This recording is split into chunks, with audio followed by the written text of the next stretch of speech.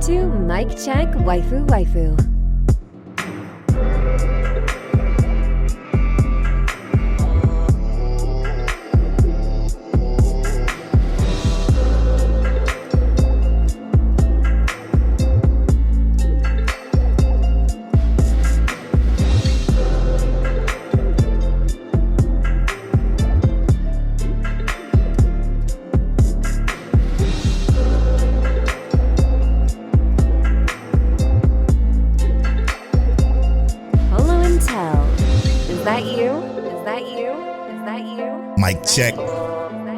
Mic check, waifu, waifu.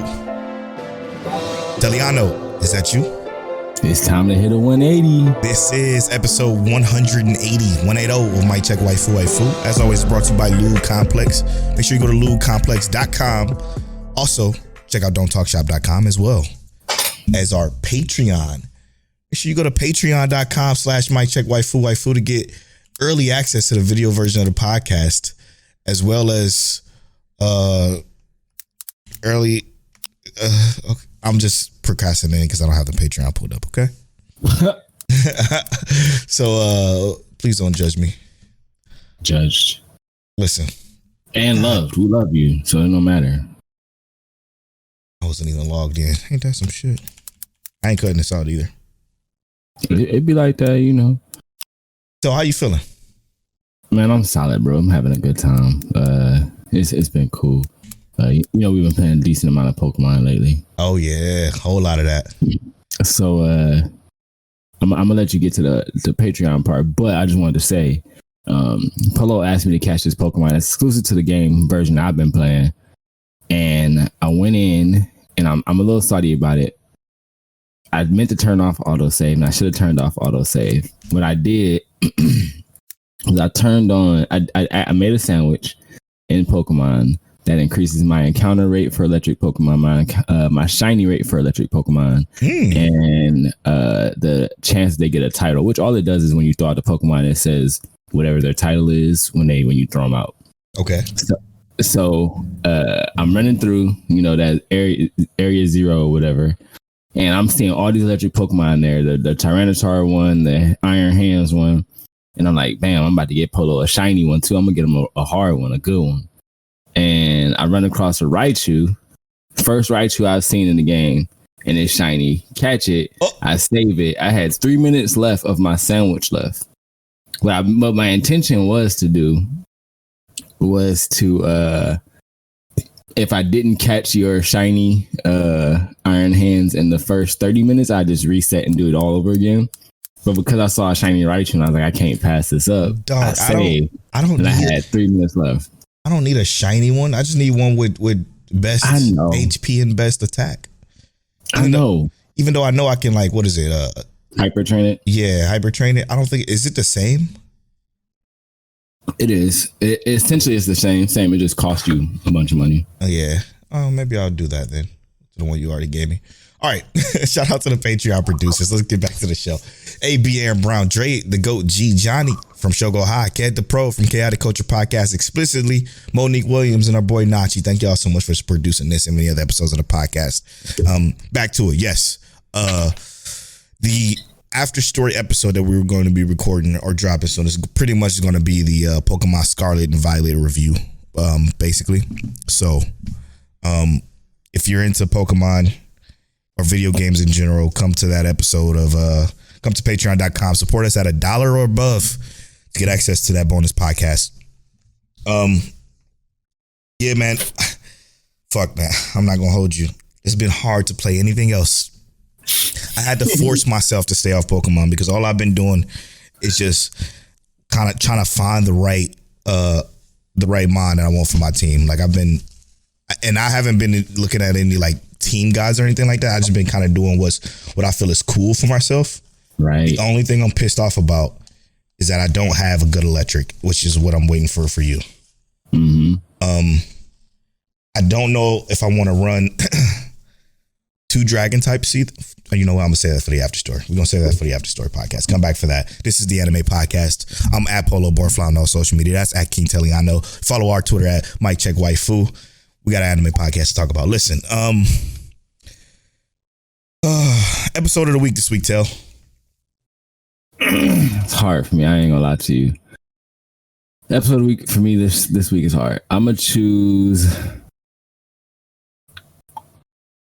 I'm gonna choose My Hero Academia again, bro. Okay. Yeah, I think I'm gonna choose My Hero as well. More Than a Married Couple was great, per usual, but it wasn't the strongest episode they had. But there's a lot of implications that we're gonna talk about in the second half of the show for spoiler talk that did change a lot, and it's a lot of our past gut checks. We also gonna bring in Huey TJ's gut check that he gave us on Twitter. Also, somebody else picked it up too, so make sure you stick around for the spoiler half of the show because I want to share her thoughts as well. But yeah, it's still great, man. It's still a great show, but I'm definitely giving it to My Hero. My Hero was huge, ginormous episode. We're going to talk about that in the second half of the show, of course, too. But this week, man, what we going to talk about this week? Watch anything new?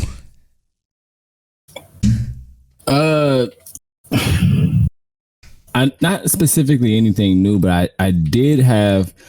So I know you haven't watched it. You dropped it. Reincarnated as a Sword. Okay. Yeah. For me, Reincarnated as a Sword went fucking crazy this week, bro. It went crazy.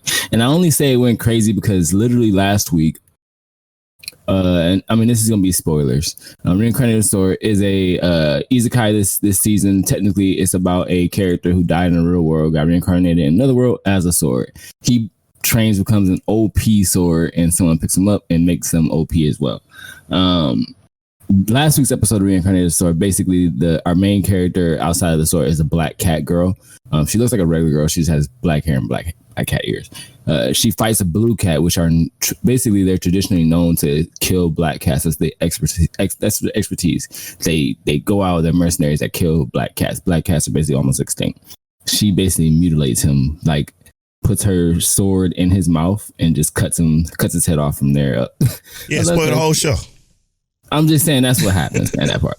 This most recent episode, though, went crazy because we got to see her fight one of the strongest people in this world, essentially. Now, she doesn't win, but what she does in this fight was actually crazy. Like, just how they choreographed the fight, how they showed her thinking out the fight. It actually showed a lot of character growth from when she was a slave character to where she is now. So yeah, I thought this episode of Reincarnated Sword went absolutely crazy. It was a real good episode for me. And she inspired all the other characters in the show to even be better. It was dope. Remember, he did give y'all a spoiler warning at the beginning, so sorry if y'all wanted to watch it. Tell like to spoil everything. I do want to add something that I did watch though, something new. What's up? I had so much trouble. Like if I wasn't playing Pokemon, I was in the mood for anime. I watched everything super early in the week. And I was just looking for shit to watch. I finally watched the Sword Art Online progressive movie, the first one.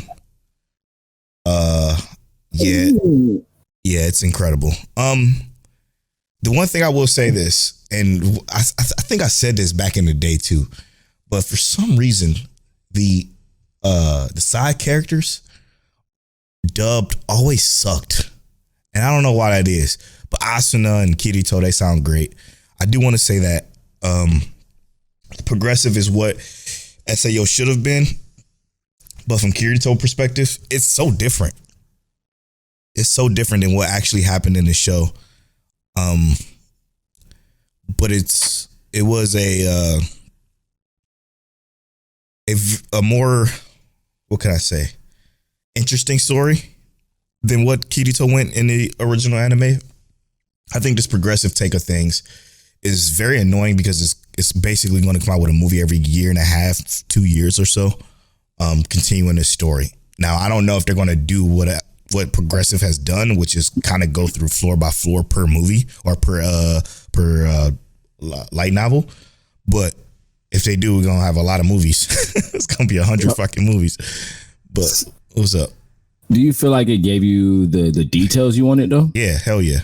It wasn't just details. It was just a better story overall. Yeah. because it, like I said, it takes place from Asuna perspective. Like, how many people knew that before? And this is technically not spoiler, but how many people knew that Asuna wasn't a gamer before she joined SAO? She was like a sword, like she practiced with a sword.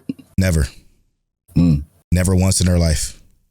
She was never good at video games. The only thing she was athletic. That's it. And so, like with that knowledge going into this and watching what it was and what she went through, it makes Asuna even better character than she was. I always liked Asuna, I always liked Kirito. I even liked all the side characters that we end up meeting within the show. But this is making it better. Like, very little Kirito, obviously. But again, and you know what's crazy about that is that I feel like watching the Alicization part of Sword Art Online may establish the fact that we could watch SAO without Kirito. Sure. And it could still be amazing and sometimes even better than when we had with Kirito, you know, like he doesn't have to be the focal point all the time. Right. I did kind of want to ask because I really wanted to watch this and I wish you would have told me too. Like, hey, yo, just watch this real quick or something. What was like your gut ranking? Like, how would you rate it? That's tough because I want to bring in everything. Don't be analytical. Just this gut rating. I have to. I have to, because the thing with it is that the pacing felt weird. It felt really, really weird. Do you think it wouldn't have felt as weird if you didn't know kind of what the story was supposed to be like or anything like that? No, it still felt weird. I think it was like, if it was, it should have been like 2 hours, 2 hours, 15 minutes long. I think we just needed about a 30 more minute intro into this. But other than that, I would say a cool 8.5. A cool 8.5 if I had to give a gut check. It probably should be higher. But I mean, the animations were beautiful. It's A1 Pictures. We already know what they could do. They've done it forever. Right. Again, the characters are great. The dubs of like the side characters, and more particularly her friend was very bad, very, very bad dubbed of her for some reason. I listened to both the subbed and the dubbed of it. I started off with the sub for about 30 minutes of it, and then I swapped to dub. And yeah, her friend sounded strange, but everything else was great. Everything else was great. Fuck, I forgot how fucking deadly this show was. You know, because if you watch the show, you know that it ended up being like what? How many people we killed? Like fucking thousands? Yeah, like thousands. It was like the first month or so, it was like 1,800 people have died. So, like, the villain is something. It just reminds me of how deadly he was, basically. Yeah, I think that first part of that season made that antagonist great. Like that first, and I think you might have even said this, like that antagonist in that first part of that season, the way how he kind of carried himself, and even I guess kind of how things progressed with how he did things, made him like an amazing antagonist. You know, very, very much so. Intelligent. He didn't kill anybody directly, but he killed a lot of people. You know, and that just goes to show what level of demon he was on. Absolute demon. But I enjoyed it. Listen, I'm so pissed off because I started another movie too. It was called Suzume. Okay. It just came out like last month, I think. The problem is on a site that shall not be named, they didn't have the full movie. They only had the first 12 minutes of it, which I didn't know that until I turned it on and it was over. It fucking stopped at a crescendo and ended. But Suzume, I think is going to piss me off. Reason being is because this movie is about this girl Suzume who stumbles across this door. Okay. This door has some mystical issues or properties to it. And it's clear as day that when she opens it, she steps through and she's like pseudo transported, but not. And then she like fucking messes with something that fucks up something, and she leaves the door open and leaves, and it fucking just something starts to happen in her hometown that looks absolutely deadly. And it pissed me off because of the simple fact is like, yo, you're supposed to be in school, but you should decided to turn around and mess with this door because you saw a guy that you thought looked cute. Oh, okay. I'm like, well, what? Why is it this is your reasoning? And then when you start fucking with shit, like when you start opening doors or this door and you see what you see, why would you not think to like close it or to not fuck with it? You know what I'm saying? It just seems like she's a protagonist that's not the brightest. And it's clear that movie is going to be something sick. Now, that movie is from the creator of, I believe it's Garden in the, I think he did Garden. What is the Garden in the Woods? I think it's called. Very beautiful movie. It looks everything looks fucking insanely gorgeous. Like, you know how Mappa does the overly animated animations in Chainsaw Man with the people walking in their shoulders doing that extra 3D swing shit. Yeah, this is the opposite. This looks way more natural and like a movie. But it's very interesting. It's a very interesting concept. I'm gonna watch it whenever I can get the full version. And what was the name of that movie again? Suzume. Yeah, it's very, very interesting. I'm very curious to see where it's gonna go, but I'm like looking at this main character like, what the fuck are you? You know that protagonist holding you back, huh? You know that feeling you get when you're like, what the fuck are you doing? Type shit. Like it's literally that. I'm like, come on, man, you can't be this stupid. So, all right. Before we get into it, or more into it, reached out on Twitter. Our boy, Dad Needs to Talk podcast, aka Rob. He says, actually, shout out to everybody on Twitter that just showed us a bunch of love this week. Y'all do show us a lot of love on Twitter almost every week, but for some reason, y'all came through and showed us ridiculous amounts of love, and we truly appreciate that.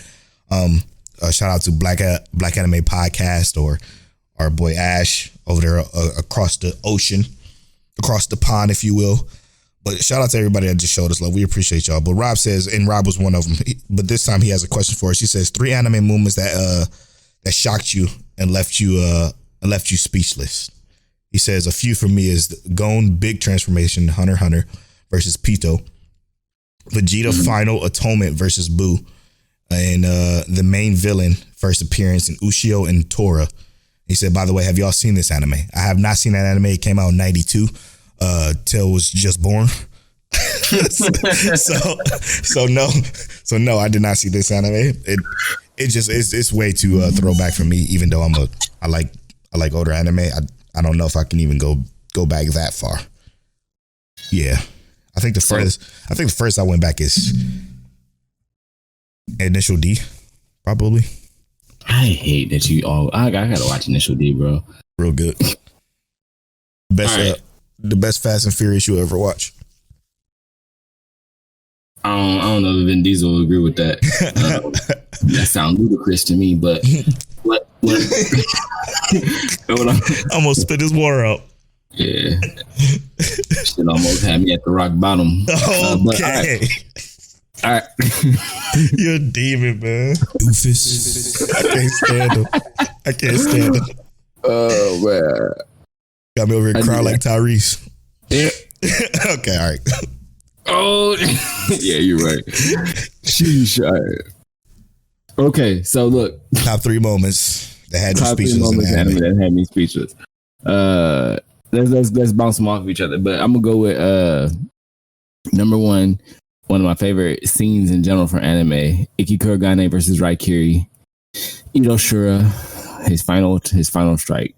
That shit. I know a lot of people haven't watched The River Fell Night, or if you have, it's not like top of your radar. But that moment, one of my favorite anime moments. I don't care nobody say that. Ito Shura, all that development that it took to even get there, and then what happens after that. I was speechless all the way through because it went from that straight into what I think is just like a good wrap up to an actual love like story to get them where they need to be. Beautiful. So that's my first one. My first one. This is tough. I do think and this is rough to say, but I'm just such a fucking dork for this SOL shit. But the one time that when I say first time, nah, because I watched Clannad, so I'm gonna save that for later. But the one time I was absolutely speechless to like where my jaw was on the floor to where I paused the fucking show was, I believe you talk about this all the time too, and it's ReZero. It's episode, I think 14 of season 1. And it's when Rem confesses, I'm not even gonna go into anymore. But it's when her and Subaru have that conversation, and that conversation left me ready to be like, yo, we can end this shit right now. We can end this series right now, and I would be happy if it ends like this. That left me speechless. It was absolutely incredible. And a show of nothing but despair, yeah, chaos. That's one that left me speechless. Probably my number one thing that left me speechless. All right. So my other thing, my number 2 left me speechless, close to number 1. I don't know how many of y'all seen this, but when Okabe for the first time sees Kirisu inside the handheld thing. Oh shit. I was broken, bro. Cause you already know I love Kirisu. Yeah. Kirisu was fantastic. I absolutely love Kirisu. So to see Makase Kirisu inside of that, I was like, yo, she really, and then they explain that she's really dead, and it was too much. Sorry about the little slight spoiler there, but yeah, that moment had me there. Number 2 for me, and we're gonna talk about this a little bit later too for our little second conversation, but yes, Rob, watch Grimgar Fantasy and Ash. It's one of the best isekais you will see. And again, what somebody else said, sadly, we're not getting more. Oh yeah, Grimgar is visually stunning, but bum, we never got more. Sadly, we're not getting more. But that moment in Grimgar when they were put in that situation, I'm not going to say anything about that situation, but when they were put in that situation to where it all seemed lost, I think was a moment that left me speechless too. I was fucked after that. I'm like, yo, how can you do this? This is a isekai. We're all supposed to be heroes. Again, I'm not going to go into any details, but I think that moment will leave everybody speechless if you watch this. I think Panda was even salty when she watched it, because she, after hearing us talk about it, she watched it and she was upset about that as well. But yeah, that was a rough one. I was gonna say Summertime Rendering the entire show, but we yeah, talked about that. So I'm gonna say Remake Our Life, and the scene for me is more or less gonna be when he first realizes that his I can't remember the girl's name. I got to go back and look at it, but the redhead girl, when he realizes that she stopped singing and stopped doing as much because of his actions and whatnot. Oh yeah. And that shit for me, I was like, yo, like, he knows what he came to do. And while he's doing it, he don't realize the consequences of his actions. I love that. And I was actually in that moment, I was like, yo, what else is going to happen? What else is he going to do that's going to alter the entire timeline of everything that happens for everybody? So yeah, I'm going to say that one. Yikes. Yeah, that was a rough one. And that's it, right? That's all 3? Yeah, I think you got one more, right? Oh shit, I probably do got one more. And obviously I'm gonna say Nagisa and Clannad After Story. That's it. Evil. That's it. Evil. That's it. That's all I'm gonna say. Nagisa and Clannad After Story, which is season 2 of Clannad. Yeah, absolutely speechless. Which is so crazy how different both of ours are. You know what I mean? This kind of goes into what I think we should talk about as far as like a main topic today goes, and that's that's like revisiting, because Rob also brought this up. He said, so I went back to the beginning of Mic Check Waifu Journey. That was a great episode 1, still holds up. I don't know about that one. I don't know about still holding up, but he kind of listed our top 5 that we had, and I kind of wanted to revisit that. I kind of wanted to talk about the change that happened in our top 5s, our top 5 what it is now, and our top 5 what it was then, and kind of compare and talk about why we changed our top 5 to what it is today. Okay. I wish I probably should have told you about this earlier, but I literally just thought about this. I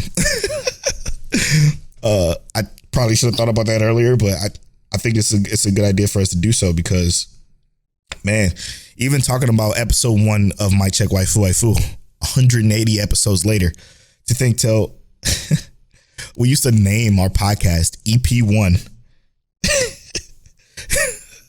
EP1, and it says the introductions and then our top 5 anime. That was released January 18th, 2019. Ain't that some shit?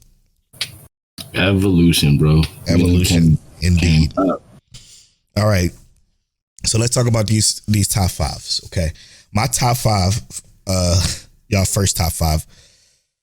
Mine was number 5, My Hero Academia. Number 4, Grimgar of Fantasy and Ash.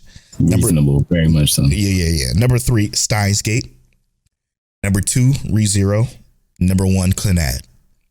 Tell's top 5, which is probably the most changed, is Death Parade. Reasonable. Number 4, ReZero. Number 3, Kiriko no Basket. Number 2, Chivalry of a Failed Knight. And number 1, Fate Zero. You want to talk about evolution and character growth? Bruh, I think we both got some evolution and character growth. Yeah, I think, and the funny thing is like, I think how I just observe what I like, right? Like, even though I like something, like, because I think Chivalry of a Failed Knight is still one of my favorite anime of all time. Sure. But I don't know if it's in my top 5 anymore. And that's why I slid it out. Because I remember I used to watch Chivalry of a Failed Knight every year. And I realized last year I ain't watch it at all. See, and that's so interesting, man. I just watched like some clips of it, like the little snippets of it, but I didn't watch, more than 10 minutes of it. So It was like, man, that's crazy. That went from an anime that I watched maybe once or twice a year when it first came out to now. All right, let's talk about number 5 first then. My Hero Academia. I'm going to go first. So My Hero Academia, that was 2019. So that was seasons 1 through 3, obviously. I thought those seasons were incredible. I thought everything from the emotional impact that just the music had alone was special and spectacular. Again, even back then, I was leaning more towards the action side of things, as you can evidently see from my top 5, because yeah. I feel like what My Hero was, it was special for the time it came out, and I still feel this way. The time it came out was an absolute special time for anime. I think it brought anime back to the forefront of things, because it was on the tail end of Naruto ending and Bleach being gone, and even like Attack on Titan was gone for a little bit. And Attack on Titan was gone for a bit. So like the time that My Hero came out was like the perfect time. I feel like and that's what made it special for me, because I don't even know how I was watching it. Was I watching it on Site Shall Not Be Named? I think I was just watching it on Site Shall Not Be Named and just kind of like enjoying it. I enjoyed the dub of it. I enjoyed every character's dub voice. I thought it was fucking dope, which is something I haven't gotten in a while, because I was going through this phase where everything sounded bad in dub for me. But no, that brought it back. That brought it back for me, and that's why I put it in my top 5. Now it's out of my top 5, clear as day. 4 and 5, absolute garbage seasons to me. 25% of them were good. Again, like I always say, 25% of 4 and 5 was good. The rest of it was trash. And I can guarantee you that nobody else remembers anything that happens in those other 2 seasons outside of the 25% that is actually good. But I don't think My Hero holds up. And even now, with the season 6 being as spectacular as it is, would ever even touch my top 5. It will never even touch my top 10, to be honest, even still, because the evolution of my anime palette has changed so much in the 3 years since doing this podcast that I don't know. The shonen shit just don't impress me as much as a really, really good slice of life do, or a really, really good dramatic, even mystery or thriller or something like that. Like right. The shonens just don't do it for me no more, and that goes to show that goes to show after watching like Mob Psycho and just not enjoying it as much as I used to. By the way, Mob Psycho this week episode could have been episode of the week. It was so good, the most recent one. But like I just I don't know if it's for me anymore. So Death Parade. Death Parade. Really good anime, by the way. I think Death Parade is still worthy for some people to be in their top 5. I also think that, like what you said, because I don't think my anime palette has necessarily changed per se. I think that I've just consumed a significant amount more. Right? Like the only thing that's really changed about my anime palette now is that I will watch Slice of Life. Before, when I was watching Slice of Life, it was like ridiculously stupid stuff like Shin-chan, the Crayon Shin-chan, or Hamtaro. It wasn't anything that was actually like, this is like Your Life in April, or I wasn't watching A Silent Voice, and I wasn't watching anything like that, right? Right. So for me, like having like what was it? It was what was it? I can't even remember the name. Death Parade.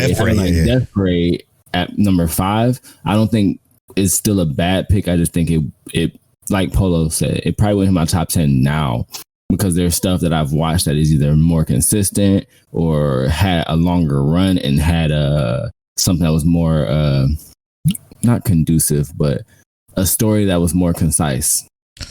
So there's just so much more that we've seen at this point that and I hate to say I'm nitpicky now. Yes. But I don't think, like I said, I don't think my palette changed. I just think that now for like my top 5, I've ingested so much really, really good anime that like I have to be a little bit more nitpicky. I was just about to say, you was about to say not nitpicky. I'm like, I am most certainly nitpicky when it comes to my top 5. Like, for example, and this goes into to the next topic of discussion, my number 5 right now is 86. 86 is one of the most special, just not just mecha, not just drama, not just thriller, not just mystery, but anime in general, from the looks of it to the pacing of it to the way its storytelling is done and the way it bounces around and still keeps you involved with the characters, have became some of the best consumption of an anime I've seen. Or storytelling of an anime I've seen. Like I need to go back and just rewatch the dub. I don't want to do that to myself. That's just dreadful. But it's just that good. Like it's that good to where you don't want to like even spoil anything. Even I'm gonna stop there. But I think 86 is a way more worthy addition to my top 5 outside of My Hero Academia. My Hero Academia right now is fantastic. And it's probably going to be in people's top 5, most people's top 5, top 10. It's not touching my top 10. It's not touching my top 5. It might say top 30. It might not even hit my top 20, to be honest. I'm gonna be honest with you. And maybe one day we'll do our other 10. You know what I'm saying? The bottom half of our list. But the evolution, the character growth, man, it's been huge. What was your top? I don't know if you updated your anime list to show your top 10. No, I don't think I ever put in a top anything, maybe. Yeah, because what you could do is you can go to a show and for those of you that don't know, when you on your anilist.co, the website, you can put a heart and favorite it, and what it'll do, it'll save it as your favorite on your main profile page. I was about to ask what's the last episode we did the top 10 on. Oh shit. And I was gonna say it was reintroduction 4. Boom. And which is like 174 or 5ish or something like that. We can pull it up. It'll take 2 seconds. Yeah, that's what I was gonna do real quick. Just like you can go to miccheckwaifu.com. It's my opening page. To see if all of our, I think I put it in the notes. I hope I did. I think I did in our previous episodes, but I'm not entirely sure if I did. Yeah, reintroduction for 172. I did not put our top 10s in there. What a doofus. It's all good. Oh, no, that's the wrong one. Hold on. I clicked the wrong damn. Yeah, reintroduction for it's right here. So, Okay. All right. My number 5, okay. A much more deserving one for me. Like I said, Made in Abyss. I think that's an amazing one to put in top 5, especially after what I feel like was a great second season, a great movie. Shit put me on my ass. So Made in Abyss, I definitely think it deserves to be number 5. What do you remember about Death Parade that had it in your number 5? It was unique. Right? Like, yeah, very much so. This is the anime looking at how someone in the afterlife processes death or processes what they did without even necessarily knowing. Yep. You know, they don't even necessarily know what they did previously. They just have to go through this trial, process it, figure it out, and then now are you deemed worthy? Can you be the person you deserve or you need to be to make it to the next step or be reincarnated, whatever you want to decide. I thought that was dope. Really especially considering I'm not a specifically religious person or necessarily care where someone goes when they pass. I'm just saying I thought it was dope. Incredible. I agree. And then looking at our top 5s from the past, oh boy, my number 4 is pretty great, and this is a quick one for me because it's Grimgar. Again, we talked about it earlier. Grimgar did the isekai genre as what made me fall in love with the isekai genre even more outside of like SAO, because I watched SAO, I loved SAO, I loved what it was. Then I watched Logged Horizon, I loved Logged Horizon. Still got to continue season 3 by the way and finish that. And I absolutely loved all of these isekais, and then I turned on Grimgar and it just does something. Again, I'm not going to say anything about it because I really want Rob to watch it. I'm not going to say anything about it. It does something so different, completely flips that shit on its head, and it's gorgeous. It's one of the most beautiful shows you'll watch. The dub is absolutely incredible dubbed. I think that dub is probably one of my favorite dubs of all times because of the characters and the characters and the emotion they spill into these roles. It literally sent chills down my spine the way I heard like some of the characters interact with each other and how emotional they got in particular dire situations or situations that felt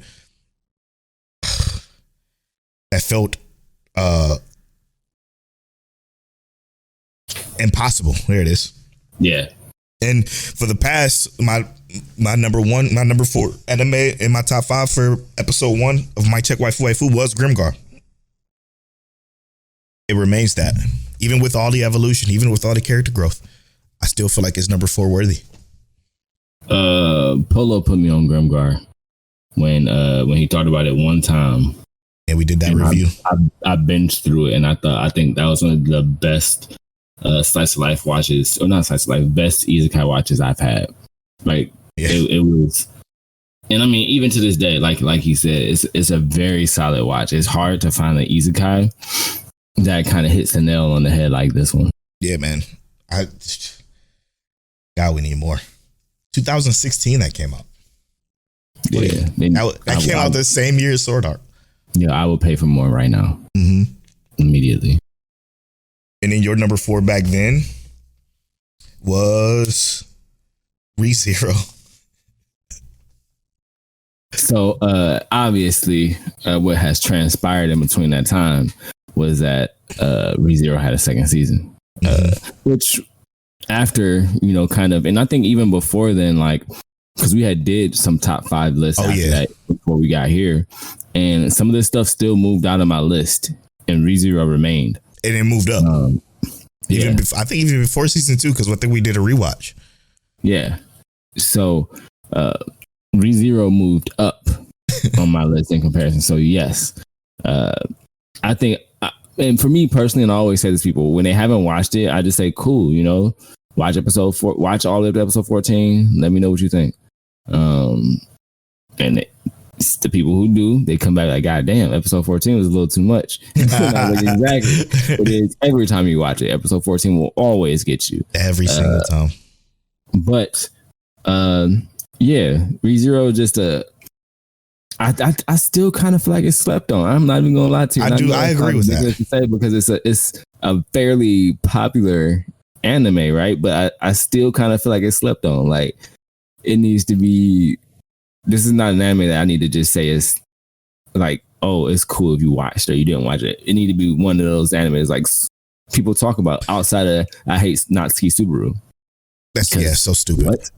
So the thing with that is it's actually it was popular enough to have a 3-week delay in syndication on Toonami.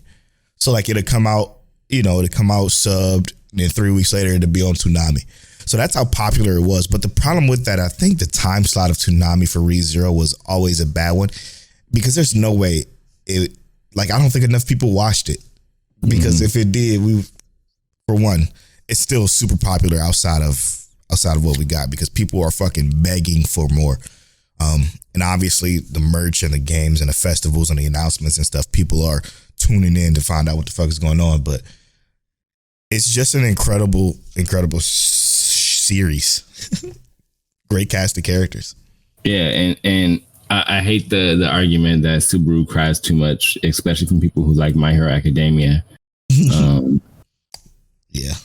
it's just come on, bro. Like Deku cried for 4 seasons straight. We get to the 5th season, he cries, but he fights. We get to the 6th season, he cries, but he fights. And it's like, come on, bro. He hasn't stopped crying. Your number 4 now is 86. 86, obviously, it's hard to not say it's a 10 out of 10. Mm-hmm. I can't say more. I can't say less. It just is what it is. 86 is a gem. It's a diamond.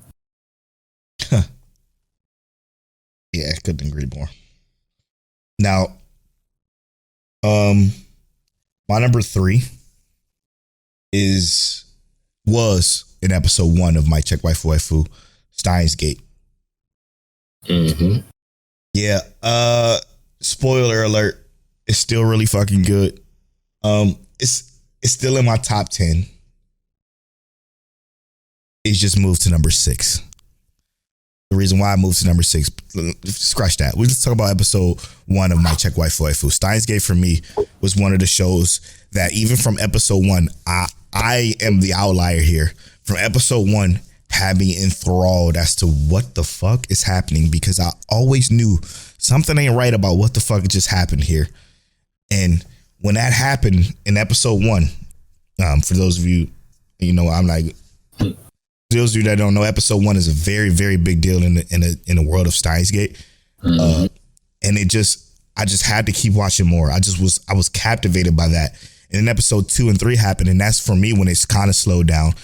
And then I continued. I'm like, but wait, this is kind of getting cool because I'm infatuated with space. I'm infatuated with time, like the whole concept of time and the science. Like, for example, I fucking fall asleep to space videos every single night. Like any space documentary that's on YouTube, I turn it on, listen to it, go to sleep. I'm captivated by that. And Steins Gate brought me to the point of like, this does time travel probably the best I've ever seen it done. The most realistic, I guess. Reasonable. Yeah, the most capable way of doing time travel. And again, watching it from season 1 to the OVA to season 2, or was that season 3? I don't even know. It was special, man. It was special. Great cast of characters. Dubbed is fantastic. Makise Kirisu, my number 1 waifu. You can't say nothing bad about her. Okabe was a great character who's unbelievably endearing. And even the cast around him, including his club buddies, was all great, man. Oh no. So I hated that. I'm making my ringtone. That break my heart. But yeah, Steins Gate was so special back then, and it was something that I think probably opened my eyes to more different types of anime outside of just even just slice of life, but like the thriller and suspense genre as a whole. My number 3 now, though. My number 3 now is Summertime Rendering. It's a recent one. It does time travel. It does space stuff all extremely well. Great characters. Every episode was a 10 out of 10 episode. Unforgettable episode. Every time you think you know something, you don't know it, and then you hit with something that happened in past episodes, and your mind is blown, and it takes you for a fucking world spin. And then the last episode was so good. It's exactly what I wanted the last episode to be. I'm not gonna say anything about it, but it's a perfect cap, kind of like how Astra Lost in Space was. Just a perfect cap to a story that was fantastic. Tails number 3, Kiriko no Basket. So I still love Kuroko no Basket. It's just not Remake Our Life. Which is his number 3 now, right? Yeah, it's just not Remake Our Life. Our number 3 has to do with time travel. Isn't that crazy? Yeah. No. No, I agree. Number 3, my favorite number. So it's something that with time travel probably had to go here. It had to be something good. But hear me out. I'm thinking about like all the anime I've watched. And I know, like, even thinking about it now, I would put anime like Hajime no Ippo above Kuroko no Basket. 100%. But I never seen all of Kiriko. I watched some of it. And I don't think Kuroko is bad. I just think that Ippo's growth was way more enticing to me than the growth in Kuroko no Basket. But Remake Our Life, it has like all of it, you know? It has great character growth. No, it's not super action oriented. The action is in the telling of the story and seeing how things play out and how everything unfolds. So yeah, Remake Our Life it just hit different to me when it came out. And I even think, like I said, to this day, Remake Our Life is one of my favorite. And even the dubs to me is really good. I don't know if you checked out the dub yet, but the dubs right now is on point. It sounds great dubbed. Great. Man, another great cast of characters, man. Fucking great cast. I think we're supposed to be getting more. I ain't even look. I'm cool with where we at. Yeah, I remember when we talked about I wasn't cool with where we at. I wanted more. And I do want more. I want more for sure. I'm not taking that away. If they give us more, I will be there ready. But if we don't get more, I'm solid. This is good. It was a great capstone too. I do got to rewatch it dubbed because that was my sleeper for that time, that season that it came out, and it was probably my favorite sleeper I've ever picked. And I've picked some pretty great sleepers, but that one was at the absolute best. All right, so my number 2 was ReZero. For everything that we mentioned earlier, ReZero at number 2 is perfectly normal. Because now my number 2 is Clannad. Clannad obviously is and forever will be the slice of life that changed my life, that changed the way I consume anime. I talk about this story all the time. For everybody that listens to this podcast for 180 episodes, no, I'm not going to repeat it again. Great fucking show. I will say this though, the first anime that made me fucking cry snot in tears. Not just tears, not just the one little, the one little thug tear that you get when you watching something that's sad. You know what I'm saying? Like, oh, that's crazy. Your eyes water a little bit. You got that one tear that dropped down. No, this shit made me cry. And like in 2008, bro, I lost it, man. I fucking lost I lost my shit for that show, man. And it changed the way I watch this shit, man. And it would always remain in my top 5 no matter what I watch.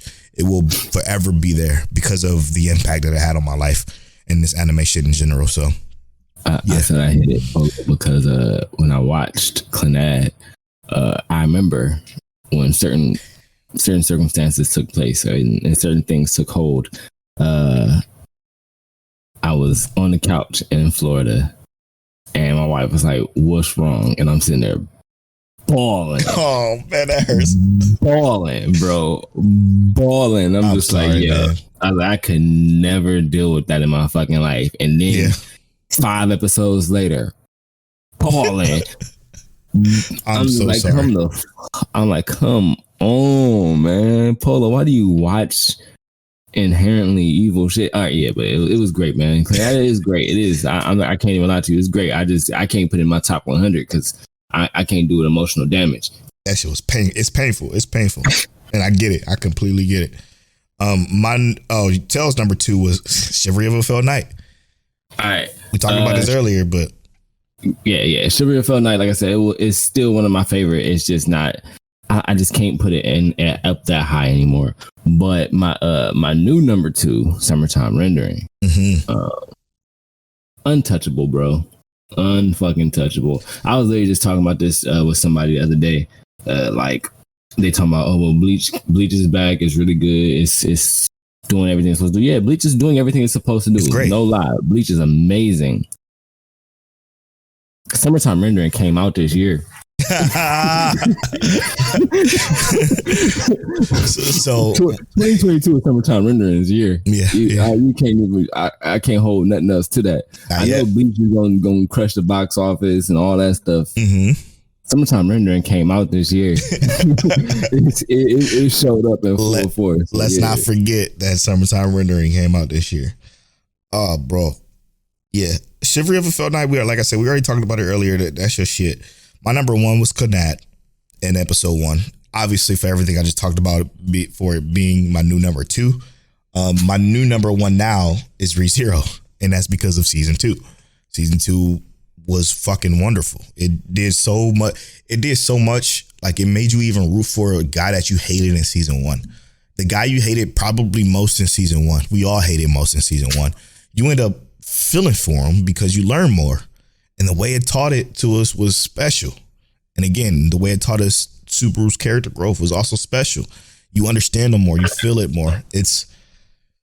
ReZero is honestly probably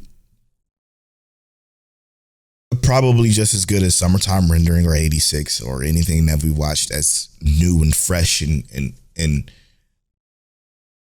just good. I just think ReZero is still that top spot, that king that can't be dethroned yet. For Tails, number 1 was Fate Zero. I still love Fate Zero. Still a big fan of Fate Zero. The issue with Fate Zero is it's not ReZero. Damn, bro. Because that's his number 1 now. Also ReZero. So, Polo, one of the moments that really got me was kind of like, yes, you fall in love or you kind of feel for that character who you think you would hate right in the beginning. Forever. But they did that they did that with a couple characters, even like yes, like some characters that you would think you would hate. But I always love. So in art, we have what we call closure, right? Closure in art is the fact that if I start drawing a circle and then I just stop before I close the circle, your mind puts that circle together. That's closure. I feel like ReZero does that so well here. Like, and we don't get every single detail, but we get a ton of fucking details, and not everything has to be filled in. It's almost like ReZero is an artifact and we're archaeologists. And it's like we get that we get just enough detail to put it together in our head ourselves. And ReZero is just fucking amazing for that. It does what shows that we talk about all the time. If you do this well, we're probably going to love it. And that's, right. We know what the character know when the character knows it. We don't know until the character knows, which is always the best. Not to make ReZero sound like it's the best anime ever, but regardless of what anime you like, outside of probably like sports, if you like fantasy anime, ReZero has it. You like action anime, ReZero has it. You like slice of life anime, ReZero has it. You like mystery anime, ReZero has it. You like gory and horror anime, ReZero have it. You want main character to be weakened and then show some ridiculous strength at some point. ReZero kind of got it, but like this anime has so much. It has so much packed into it, but it's like they wrapped all this shit together right. It's something that Subway could never do. It's so good, bro. It's crazy. It's like it's got so God. It's got so many parts to it that just makes it an actually well delivered like show. It's great. It's unbelievable. It's unbelievable. It's something Subway can never do. That is crazy. I talk shit sometimes, bro. It's crazy. You just brought Subway in for no reason. Oh my God, took shots. Yeah, no, I agree with everything, man. Like ReZero took the place of number one for both of us. It was in both. It was one of the shows that was in both of our list. Like you look at episode one. Episode one, we didn't have any consistencies other than ReZero.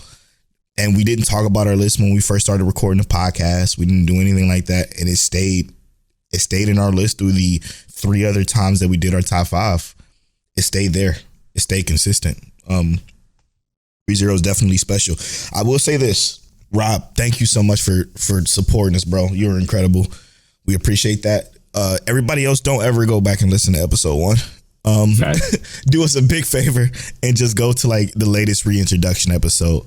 So, I mean, if you're listening this far, 40, 50, 55 minutes into this episode, 56 minutes into this episode, don't go back to episode 1. We do reintroduction episodes strictly so you don't have to go back and listen to that. I haven't listened to it in many years. I probably should, but I just know that it's not where this podcast is now. It doesn't represent us and who we are and how we do this podcast now. So just check out reintroduction 172. If you want to get a refresher on us or learn about us, if you're new, we do reintroductions. Go check out episode 1 just for motivation to make sure we never go back to that. Yeah, that was rough. I think Tell first said like when we first started recording, he was talking about how nervous he was. I'm like, oh man.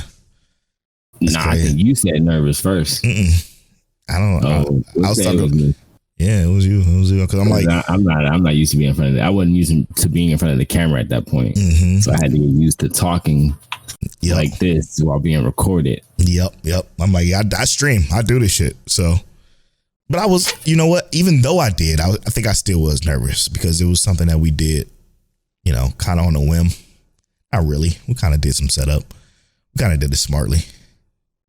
We had a nice little pre-launch. The only thing I think I regretted that we didn't do is we didn't have a Twitter to start, which was quite ridiculous. Yeah. I don't think we got a Twitter until like August. We didn't get a Twitter until August, but we started in June. How did people? Oh, another mistake that I did was I posted us on Reddit. That was a big mistake. So yeah, I think our first review was somebody from Reddit. We definitely should have waited on the Reddit thing because if we blow up, we're gonna be on Reddit regardless. It's gonna be our choice. Yep. Yeah, that was ridiculous. But you live and you learn. We learned a lot of lessons. We found our niche. We took this little pocket and we sticking with it. We did 180 degree turn on the podcast. Let's go. And I love what it is now. I absolutely love it. It's gonna be time soon for us to be talking about the next season. Got to bring out the code for Navi. Boy, crazy. Let's roulette recommendation roulette, shall we? Yeah, I think I rolled last week. This is part of the podcast where one of us rolls a random year and we both give recommendations for that particular year. So it's my turn to roll a random number year. And tell turn to it's both of us. I keep saying tell turn to read the question like it's the old way. Nah, bro. 07, I think we said. Yeah, 07 to 22. 09. Damn. All right, what's in 09? Year before we graduated. Damn, did we do 09 last week? Did we? Let's see. No, we definitely didn't. Oh, speaking of recommendation roulette. So I did the poll for 5 days and most people did not see All Know Zero.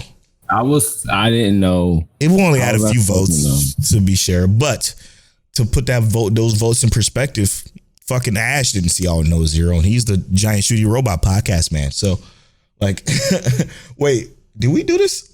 We might have did 2009 recently. Should I reroll? I'm gonna reroll.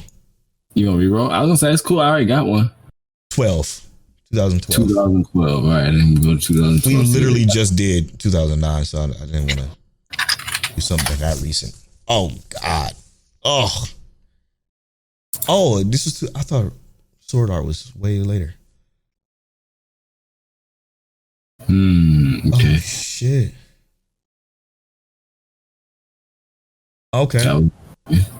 All right. Trying to find the non-popular ones is probably the hardest of this.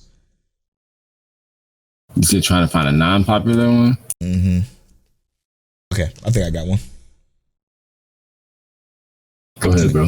Oh, normally you go first. Whoever. Oh, okay. All right. I'm going to go with.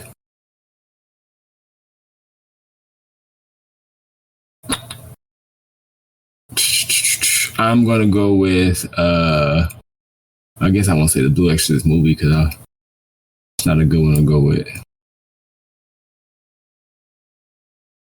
Is this a down year for you? No, I know. As far as like non-popularity ones? I'm just trying to see. I know I've seen Guilty Crown and Queen Blade. I'm just trying to find one I actually really like. 'Cause there's some stuff I watched here that I know I didn't actually like, and I just I just kind of watched it. All right, so I'm gonna go back to the top. All right, my recommendation for this year, and obviously many of y'all may have seen it. Magi, The Labyrinth of Magic. Definitely a popular one, but I'll let it slide.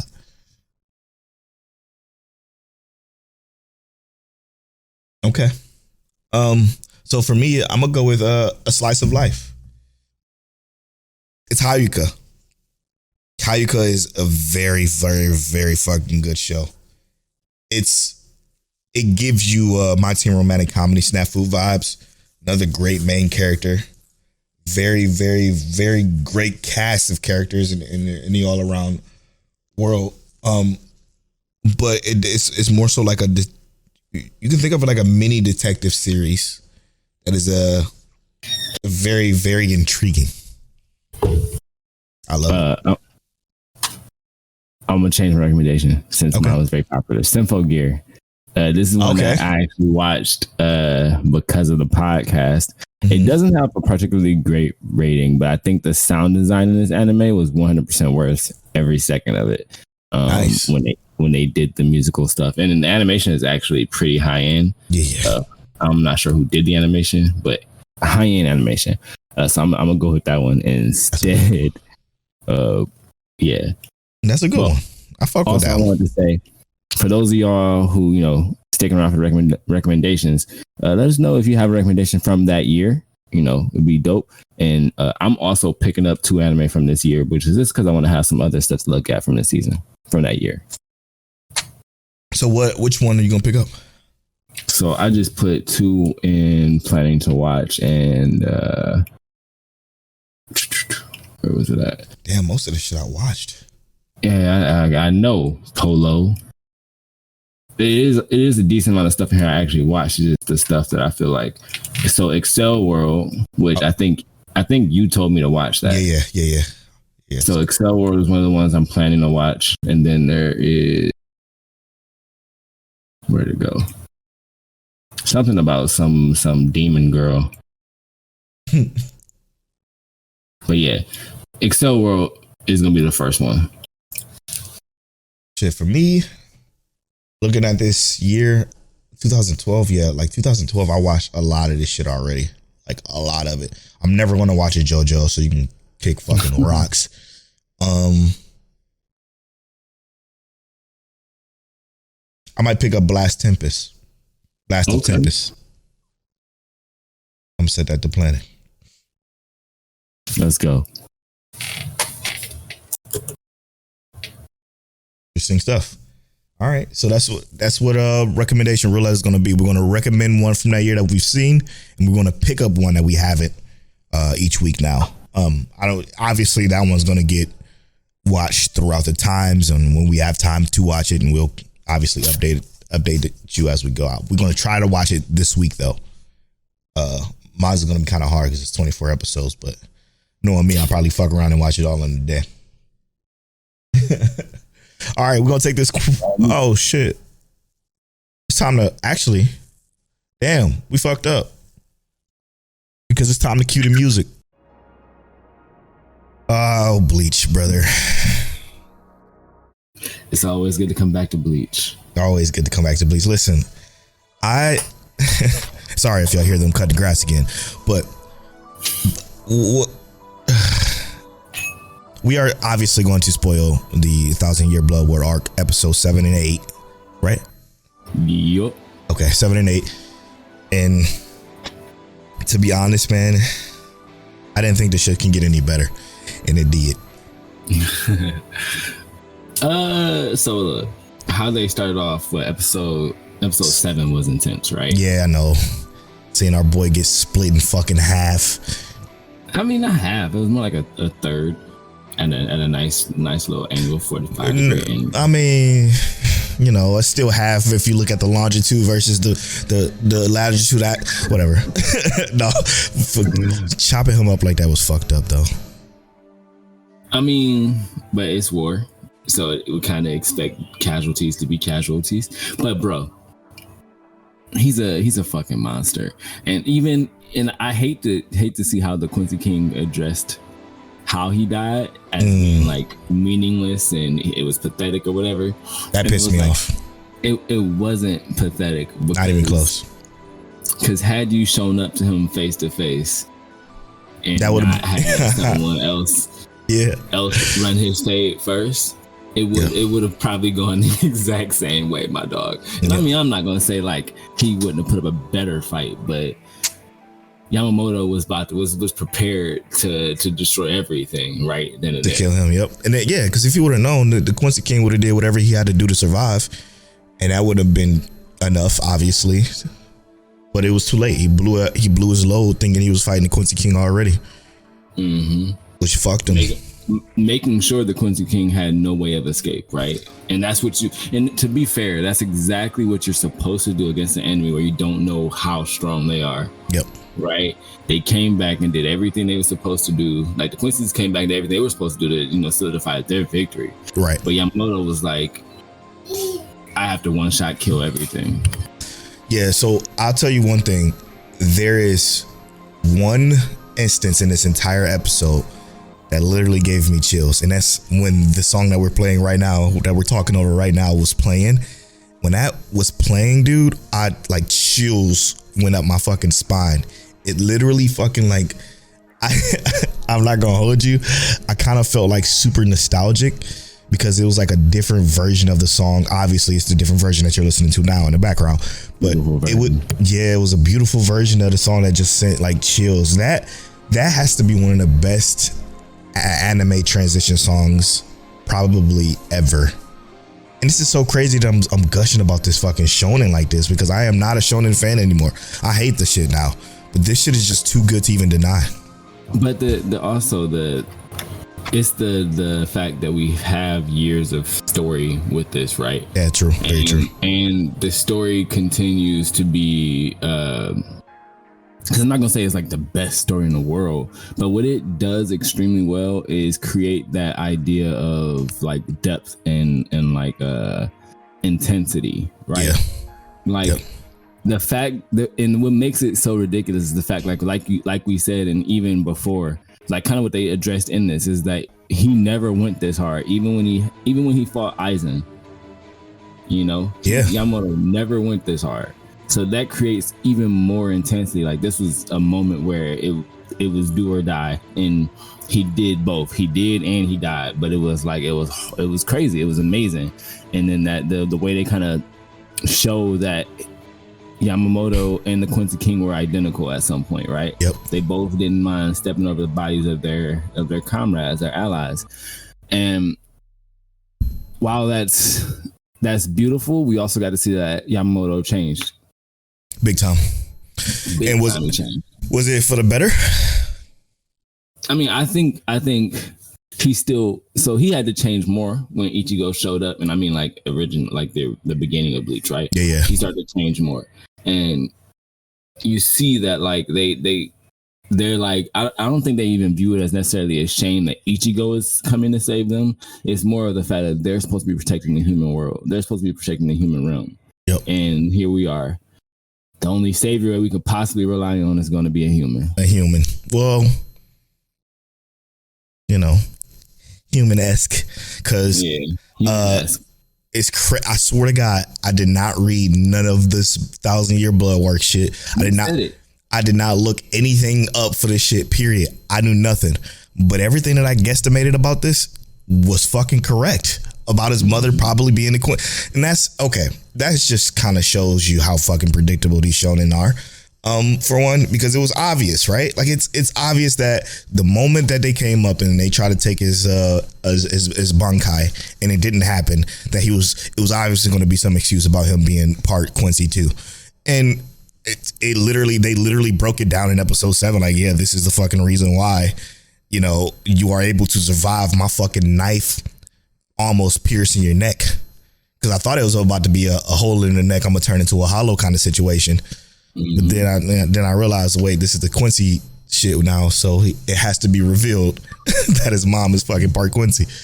Well, yeah, and I think that one of the things is that like Ichigo would have survived either way. Well, that's what he was saying. He said he should still be alive, right? Mm-hmm. That's what, you know, he thought that he actually pierced through Ichigo's neck, but he thought that, you know, based on his precision, maybe Ichigo would still be alive. Let's get him on ice kind of thing and lock him up so we can utilize him the way we need to later. And it didn't work out like that. Now, the Quincy King being as strong as he is wasn't really a surprise. But seeing Ichigo go up with him like that and not necessarily be completely overwhelmed, because like Yamamoto is like ridiculously strong, and I think even with the show of power that he showed, Ichigo would have had to do something like that final Get to Go 10 show again to even beat Yamamoto. Right. So it just goes to show that like the power level that like these people are on is entirely different. Mm-hmm. It's a whole nother entity in itself to be this strong. And I think what was at the end of this episode, we see that there's another kind of a entity. Well, I guess not new, but it is something that we've talked about and haven't seen until kind of like the progress of it. And I think maybe it's episode 8. Yeah, that's episode 8. But I mean, for this to be, I don't know how I was kind of like gut checking this shit through and through. I even still think the Aizen shit, they kind of hinted at Aizen possibly being like, because when they said Aizen is the most evil of evil, but I think that was episode 7 still? I don't want to move on to 8 just yet. They talked about Aizen in 7 because not necessarily his evil, but what he did with. Yeah. So when they said that, and then they said, but the Quincy's are even more evil, I'm like, well, you know what that means. They're gonna use that evil to then to help, because I think okay. Episode 7 wrapped so beautifully. And again, I am so thankful that we're doing 2 episodes at a time. Every 2 weeks we're doing a Bleach Talk, because doing this shit week to week, because I watched both episodes today. Like, that's how I do it. And it just feels so much smoother to watch. Like, the anticipation for the next episode is there for me, but like I'm satiated with watching 2 at a time. Right. You know what I'm saying? And that's good verbiage right there. Right. and to take it to episode 8, like, this was the perfect kind of come down episode from the aftermath of what happened in episode 7, that it felt right. Like it felt right. Mm-hmm. Because you see the 13 squad captains, they're like fucking grieving over the loss of Yamamoto being literally turned into nothing. Jesus. And like, that's, I don't know, man. I think it was extremely sad. Mm-hmm. But the one chick, man, that 13th squad captain chick with the little bee person as her Bankai. Yeah. She's kind of trash. We mean her personality? Yeah. She's kind of like, I get it. You're upset. But like these other 13, I guess she was a newer one though. So That kind of totally makes sense. She was a newer squad captain, if I remember correctly, from back in the day. Yeah. So it totally makes sense that she can't keep her emotions in check. But everybody else is like, yo, we do this shit. We're captains. We wouldn't have been able to been captains if this is how we reacted to every fucking wrong thing that happened. Because she just was like, ugh, unbearing. And I think that like, so I tried to put myself in her shoes, because I know like I wouldn't have reacted like her. But here's my perception of how she did it, right? Because I don't necessarily think she was speaking out on the grievances of herself per se. Maybe it was like she was trying to perceive the grievances of the whole group and say like, we can't take any more loss, right? Like, and obviously they're already expecting the worst, right? Like if Yamamoto is down, they're expecting, okay, who else is down? Yakia, who else is down? Everybody is down in their opinion. They don't know who else is left. Right. So I'm assuming that she's taking it for the worst, and she's saying that to not just save her own feelings, but the whole. Like they know it's a loss. They know today is a loss. That's just is what it is. Is it worse than? Is it getting worse? It's gonna get worse because they're gonna find out more information, right? So that's how I took it. But yeah, I do think that she needed to have a little bit more steely resolve, because you gotta hold your bearing and think about how you're gonna progress to the future, because the battle's not over. Yep. Exactly. The battle is not over. And that's when our flower dude came through. Like, listen, we didn't get this position because we gonna cry for every fucking death that happens in the Soul Society. Yes, we failed. That shit. I mean, what do you want to do? It's nothing to do but to go forward. And the fact that they showcased that this prominently, this episode makes me understand, like helps me understand why I love this shit so much, and why I don't like Black Clover, or why I don't like the other fucking shonens that just pop up and they don't have that. They don't have that kind of like leveled personality or thinking. Yes, man, exactly. Leveled is the correct word there. They're understanding to know that you're not going to win all the time, and if you don't win all the time, you have to fucking steal it and go forward, not cry about it, and then you get some sort of plot armor power that magically appears. It's something. Everybody can be in the story. Exactly. It's something that, and again, something I just was not expecting to enjoy this. No, I was. It's Bleach, man. Bleach is just good. It's just good. So, going into episode 8, what did you think about Squad Zero? Yeah, that's a very interesting concept. I knew it was. I hate the fact that they're a bunch of goofies. Well, yeah, not even just that. I hate the fact that we just found out about a Squad Zero. Mm-hmm. Like I would have loved for hints to be dropped throughout. Well, years prior. I agree with that, right? Because like we knew about the Soul King the whole time, right? We knew about the Soul King, but we didn't know if the Soul King was like his own. Like, did he have a group, or was he just him by himself? He just rocked by himself because that's all he needs. Yeah, that's why I didn't feel right. That's why I didn't feel right, because we knew about the Soul King back in the Aizen arc. So knowing about the Soul King, why not once was Squad Zero mentioned or even thought of? Like, if it was, it would have just made this shit even more the better. You know what I'm saying? But I mean, I guess if as a writer, you write yourself in that corner. Right. And I do think they kind of tried to remedy that with Aizen trying to make the Oaken key or whatever. Yep. Because you know that is apparently the Squad Zero, their bones have been made into keys to get them to the Soul King, right? So they are entirely unique. They are all captains. They're no one controls the other, but they're all like goons, right? When they pulled up, I hated it. I'm not even gonna lie to you. I was like, oh my God, I like this. I'm like, they got everybody look goofy except for the lady, and then she's about to be like the overbearing, I'm super caring, loving type, but she wasn't. And it was funny though, in the sense of like, these are a bunch of goofies, and then the moment they start acting like out of their place, right? Like the regular Stereotype and Soul Society start acting out their place. They was like, whoop. Nah, we are different. We are certainly different. She went and got everybody in the blink of an eye that was, or the people that were hurt that they wanted to take back in the blink of an eye, including Ichigo's Bankai, because we saw his Bankai was broken. Which I also do wonder, how would that fight have fared had Ichigo not already been fighting, right? Like if Ichigo would have, not necessarily the Quincy King, but the Quincy King's like dude underneath him, the blonde haired dude. Yeah, no, he probably would have one shot him. Yeah. So I was wondering, but like to see what this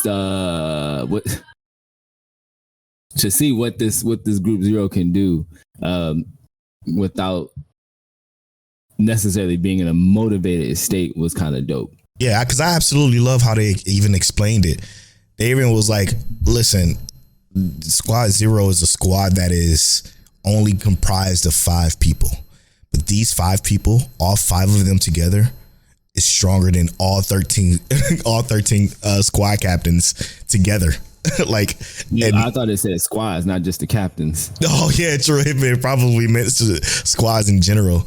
But no, it said captains though. It definitely said captains. But like, that's unbelievable, the amount of power they have, if that's the case. Yeah, that could have turned that entire battle for sure. 100%. But like the Squad Zero dude said, he's like, listen, our job is to protect the castle. It's not to protect Saren Ray. What's it called? Saren Ray. That's D&D. Saretai, whatever it's called. That's y'all job, and y'all failed. Don't go. Yo, that shit was so good to fucking knock her back down to earth. Like, yo, y'all failed, not us. It was y'all job to protect the Soul Society, not ours. We are here to protect the king, and that's exactly what we're gonna do. And I'm glad that there was. What's most important to me is that I'm glad that Bleach is more fleshed out than just a Soul Society, because just a Soul Society never really made sense to me. I feel like there had to be more layers to that shit, and thankfully it is. We did talk about this in a gut check though, because we talked about, and it might have been the last 2 episodes when we talked about this, but we said something about how like what happens, on the outside of the Soul Society, because the fact that we know that they had to get into the Soul Society before. Yeah, we did. And then they did kind of explain that those gates aren't just for the protection of what's around, the Saretai. It is for, the overall seeing, like, when Squad Zero pulls up, that those gates are there to keep everything on the outside safe too, because them being there alone was just enough. True. It's unbelievable. And then it goes into the dude that literally shut old girl down, the fucking healer. Mm-hmm. The healer, and he kind of shows what he does and what he's capable of, or what his, I don't even know what is that, his Bankai? I don't even know what that is. His little spring. I would assume that's his Bankai or some shit. Yeah, maybe. But like, I think it's so fucking cool that we got a whole new set of people to learn about. Now, let's go into gut check.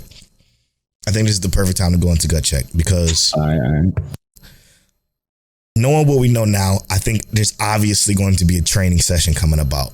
This is where that Ichigo learns of his origin story of his mother being a Quincy and his father being the Quincy King saying my son pissed me off. I didn't like that at all. But yeah, because I kind of feel like we know what that means. Yeah, like because I don't know, man. Go ahead. I'm gonna tell you what I think about it, but you get your gut check. Because I'm thinking I don't know if his mom has sex with the Quincy King. That's not where I'm going with that, because I still think Urahara is the Quincy King's son. But I think that because the Quincy King is the Quincy King, and he has something to do with the Quincy's being about, including his mother, and his mother falling in love with a Soul Reaper, and that's, it's kind of a big deal there. So I'm thinking that's kind of how that went, and kind of what made Ichigo what he is. And I think she was super powerful too. I think his mom was probably a fucking powerful ass Quincy that retired because she fell in love with a Soul Reaper, and it was obviously forbidden or whatever. Right. But I think what's gonna happen is this is a training session with the fucking Squad Zero people. They're gonna run him through the ringer. He's gonna get beat the fuck up. He's gonna go through some crazy and ridiculous amounts of training that's going to awaken his full Quincy ability, and he's gonna have a new form, obviously. That's gonna come way later. But I think what's also gonna happen is they're gonna heal the others that they brought, which is obviously Rukia, her brother, and Renji, and they're gonna also train. And when they also train, this is gonna be the start of the Bleach Avengers, which is going to be them plus Aizen, and that's when the next evasion come through. I'm kind of going Kenpachi. Yes, again, Kenpachi too. Hate losing. He hate losing, so you know. Yep, he gonna pull up too. Yeah, so I think that's gonna be the ragtag Avengers of Bleach, and they gonna pull up in that next evasion. It's gonna be fucking crazy, but that's a little too far ahead. So I agree with that. I think that the Soul King about the Soul King thing, saying my son, whatever, right? I think the Soul King fancies himself a god. Yeah, the Quincy King. The Quincy King fancies himself a god. So everything under him is his son. I think that's also why he doesn't mind stepping over the bodies of, his fallen people, because to him he's a god. He can do whatever he wants. He does what he needs to do, whatever. Yeah. So that's my opinion on it. But everything else you said for your gut check, I don't disagree with at all. I don't feel like it's going to reveal like something big for his Quincy powers yet. I do think it's going to start to reveal that he can do more. Right. And I think that the whole thing, that because they did give us that idea that like he can't he more or less can't just recover his Zangetsu. But what I think is going to happen is that they are going to have to, like, this is going to be like a restructuring, reformatting of the soul kind of thing. Yeah, and they did say he's gonna create a sword of his own, which obviously means that creating a sword of your own means some incredible shit, probably. Yeah, so I think that we're gonna finally see Zangetsu again in the 1,000-Year Blood War arc, and then it's gonna be time to really pop off. We're gonna really see what Ichigo's bringing to the Soul Society. It's gonna be fun. It's gonna be a fun one. Yeah. All right. Well, that's it for Bleach Talk. Yeah, I know we did the recommendation roulette already, but we're just gonna slide into the song. So we'll be right back after these.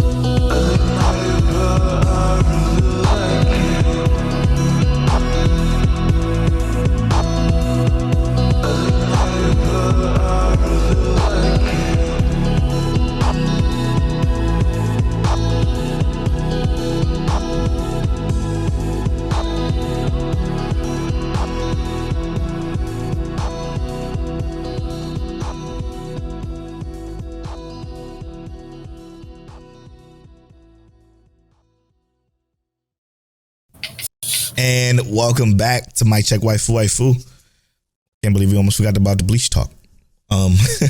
Anyway, this is the second half of the show where we're going to spoil My Hero Academia. Oh shit, let me get the proper episoding. Episode 9 of season 6. We're going to spoil More Than a Married Couple, episode 8. We're also going to spoil Eminence and Shadows, episode 8. But first, My Hero Academia, bro. Holy shit. Okay, so I was pissed off last week about Aizawa and just getting shot with that bullet. He did the most craziest thing I've ever. I didn't even think about this even being an option. But the moment he got hit with it, he cut off his leg. Yikes. Was that actually crazy, or was that the right thing to do, knowing what was going to happen? No, because now you bleeding out and you passed out and you can't use your fucking eyes anyway.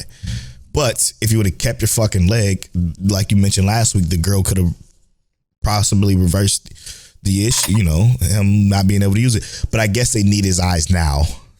So, I mean, they don't have his eyes now. So, his eyes now anyway. It's irrelevant. So maybe it was stupidity. Like, in the moment though, I'm just like, yo, Aizawa, that was the smartest thing you could have done. I'm thinking like, because you know, he can bear through the pain. You know, he's a world-class hero. He knows what he's doing. He can take his leg off and he'll be able to do what he needs to do to make sure everything gets done. But what Shigaraki said was that for a moment you were distracted. And that's all it took for Shigaraki to change the game, change the flow. But did he change the flow? Nah. Kind of not, no. But he got that opening to not decapitate, but you know, disabilitate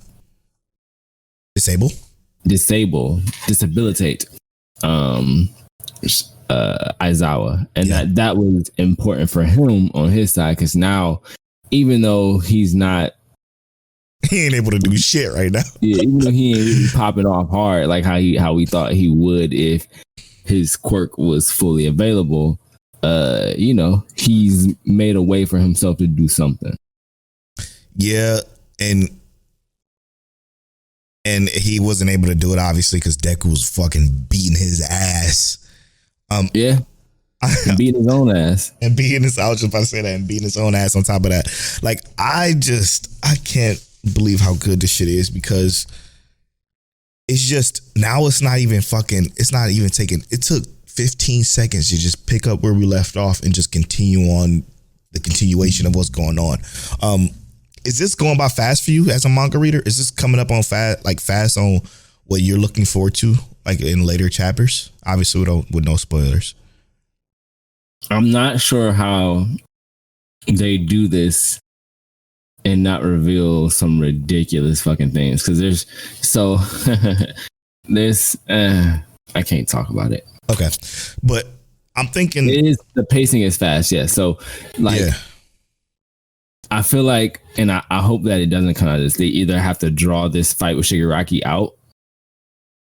I mean, from the looks of it, I don't think it's going to happen, because next week we kind of see that literally the previous wielders are literally wielding. They're just fighting each other now. It's a fight between ancestors, or it seems to be about to be a fight between ancestors. And that's interesting. That's fucking interesting. After this season is done, they're basically going to be caught up with the manga, is how I see it. Yeah, that's what I kind of figured. And I hate great. That concept, because that means either we're going to start getting filler, and I don't want the filler, bro. Or, hear me out. Maybe they catch up to the manga and you manga people are on the same page as us anime watchers, and we learning at the same time. But they never do that. What anime does so what? That? Who gives a shit? It's My Hero. They can do whatever they want. I'm not saying that's bad. That's not what I'm saying. Yeah. I'm saying that never happens, right? Like, if they did that, I'm not saying it would be a bad thing. I think that'd be dope. Because what you're doing is you're putting it in perspective, because you have 25 episodes this season. So with everything that we're getting now, you saying there's just no fucking way that they don't catch up to where you are now. I'm not saying they don't catch up, but after this, without filler, it's going to be hard to figure out what the next season is going to be. I'll say this right now. We're about what's 9 out of 25. What's that, like 30%? 45, 40, 39-ish% roughly. If it stays 39%, can we call a season a success? If the rest of it is just complete ass filler? I mean, if the filler is good, I guess that's a good point. Yeah, true. But like, the only way they can make the filler good is if they go to My Hero Vigilante. But there's no way they can jump from Vigilante or jump from this to Vigilante and people be like, the fuck are you doing? Yeah. It won't make sense because now we just left this whole gigantic story. So they literally would have to start coming up with shit. Yeah.